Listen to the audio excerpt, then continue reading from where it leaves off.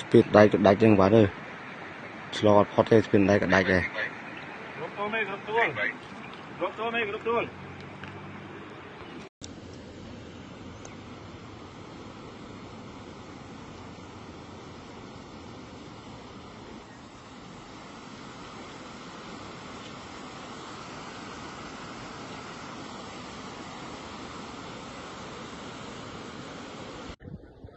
បាច់ខ្ទេចហើយបងប្អូនអើយណា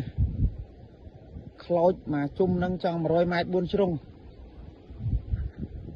នោះអត់តន់ហ៊ានឡើងទៅមើលអាឈានថ្មហើយឈានថ្មក៏ដល់ឈានថ្មនិយាយទៅអស់មកប្រឡោះសសរនេះ